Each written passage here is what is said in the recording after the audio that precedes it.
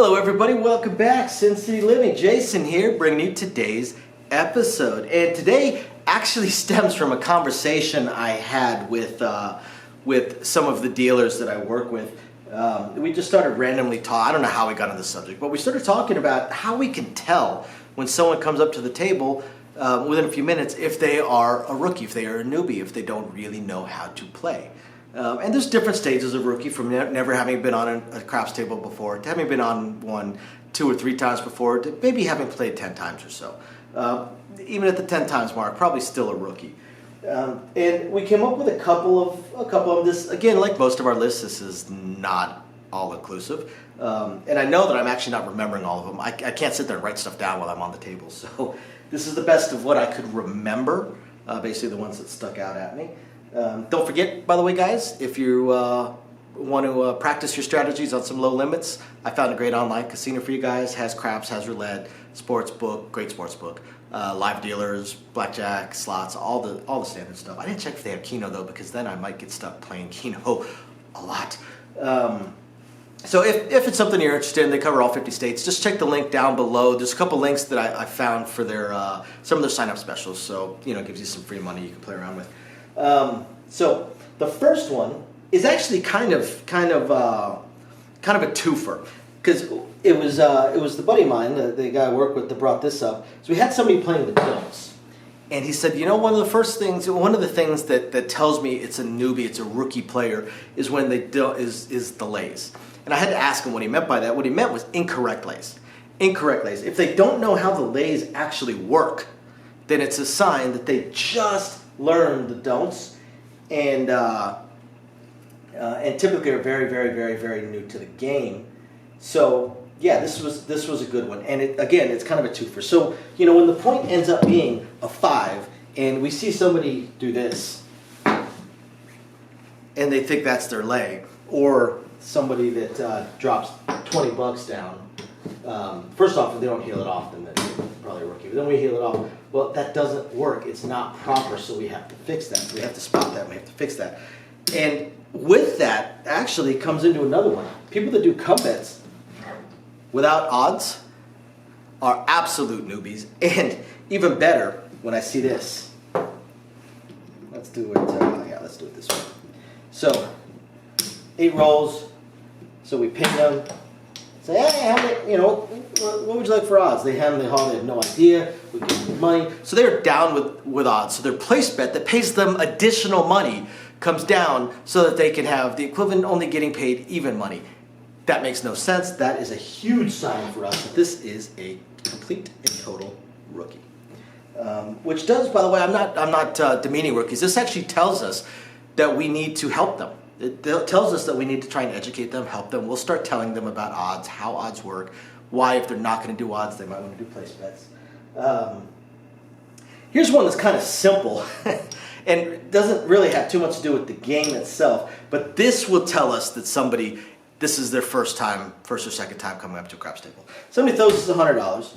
We go and get the stack of red. We hand it out to them, and we put it, it gets slid right in front of them, and they just stare at it. We have to tell them, hey, you need to pick that up. You need to pick that up and put it in your rail.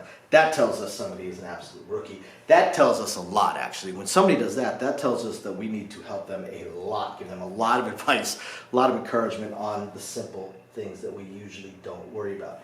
Now, this next one, that's right, this next one is actually what prompted this whole conversation. People may not realize that this one might come maybe kind of a bolt out of the blue or something, but this is absolutely a sign to us that we have rookie craps players. Not brand new. This is probably not the first time they've come up to the table. But what we probably have here are people that play craps maybe once a year.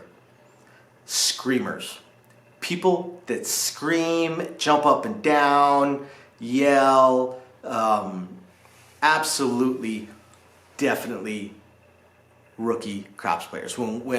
When we see the serious player, when we see the really, really skilled, the really knowledgeable players, the ones that know all the ins and outs of the game, know the bets, know what their bets pay, know what to do, what not to do, all the various etiquette, the people that play craps a lot, not once a year for an hour, not once every 3 or 4 years when they take a Vegas vacation, but people that play, come out to Vegas 4 or 5 times a year for 3 or 4 days and play craps every single day. People that live near casinos and play craps all the time. They don't scream. They don't scream. They don't yell. They're much more sedate. The screamers and the yellers are absolutely newbies. That's 100% every single time. People that put their arms on the table. Partially late bettors. But people that just, people that are like talking to their friends and like, yeah, I've got that bet, that bet, that bet. Well, everyone else is like, get your arms out of the way, the dice are out. That screams to us that this is somebody that's new. They are not used to playing craps enough to actually watch the dice. They're having enough try. And here's the thing, it's not their fault. The craps is an incredibly complex game. It's a complex game and it's a fast game. So you've got somebody that's used to playing blackjack where you put a bet out and that's it. You don't really think about a whole lot else except the cards.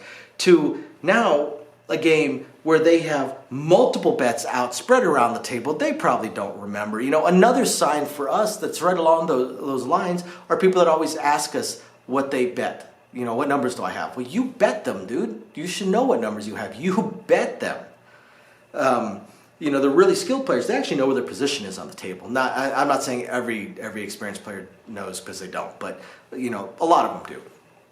But people have their hands out, and it's not their fault. They have enough trouble just remembering the 3 or 4 bets they put out and what to root for, what the point is, to be watching the dice also. There's just too many things going on. Now this is going to be kind of a weird one. This is one that a lot of people probably wouldn't expect as a sign of a newbie, but it actually really, really is. But this is a different level of newbie. This is not less of a newbie and more of a highly unskilled player, one who's not very knowledgeable of the game. It ranks right up there with people that talk about, well, I'm a field bettor.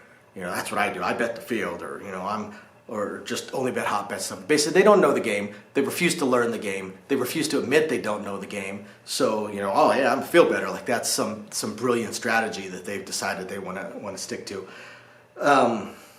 When you have people that buy in without enough money, thing is, if you come up to a $15 minimum bet table and you buy in for $40, that tells us that you really have no clue what you're doing, because except in the extreme lucky cases, and don't get me wrong, I've seen someone buy in for $40 and color up $2,500. I've seen it. They put it in the field, it doubled up, they let it ride, a 12 rolled, they pulled it off, they put maybe half of it down, a 12 rolled, they left the same bet there, a 2 rolled, and then they pulled it up, lost a few small bets, and they said screw it, chunked it all down in the field, something else. I've seen it happen, but it's incredibly rare. And those players, when I have seen it, invariably give all their money back. I mean, it's not even a question. Invariably give all their money back within 24 hours. But when I see someone come up buy for $40 on a $15 minimum bet table, that tells me they don't really understand how craps works. And they're not going to be able to take advantage of it. They're probably going to pay a $15 pass line bet, and that is it. And maybe only when they roll. They're not going to win. They're just not going to win. And the last one that stuck out in my head are people that never press. This is a different stage of rookie. And this tells us what they know and where to start helping them. This is actually our favorite spot. Dealers love to start helping people in this spot. But you have people that say, only bet the 6 and 8. Cool, that tells us something. They're brand new. They've probably played 1, 2, maybe 3 times, at most 4 or 5 times. And figured out the pass line bet, and then figured out that they can bet other numbers and learned that somebody told them 6 and 8 is most common, so they're betting the 6 and 8. Along with that, by the way, people that don't give us the $2 or $3, if you throw us $10 and say I want a 6, that tells us you don't really know the game very well. And we'll start educating the player. Although I will tell you this, only about 20% of players want to be educated on that. They would rather keep giving the casino free money by not fixing their bets, so that all that changes goes to the casino. Now, the ones that only do the 6 and 8, they'll catch a 30-minute roll and they're still at $12 on the 6, $12 on the 8 if they're at $10 minimum bet table. They never, ever, ever, ever, ever press. That tells us a lot. That also tells us that we really need to help these people. And again, we love to help these people. So I hope you guys find this interesting, amusing. It's kind of more of an anecdotal episode. Thank you everybody for watching, and we will catch you next time. Bye now. Thank you everybody for watching today's video, and as promised, a little bit more detail on things that we are working on. So again, we want to continue trying to expand the channel. We're really hoping to be able to add roulette as soon as possible, and then some video keno, video slots, stuff along those lines. Unfortunately, it ate up almost all of our cash, paying off all of our bills during the month of January while we were down. And now that the holidays have ended, YouTube's payouts have dropped significantly. So we're kind of treading water here as far as all that goes. Do have a lot of things we want to add, though. Not just those things, those additional games, and hopefully some carnival games and such like that. But the live streams. The biggest problem right now with the live streams is with 3 jobs combined between the 2 of us, 4 if I include the 20 to 30 hours a week I'm putting into the YouTube channel.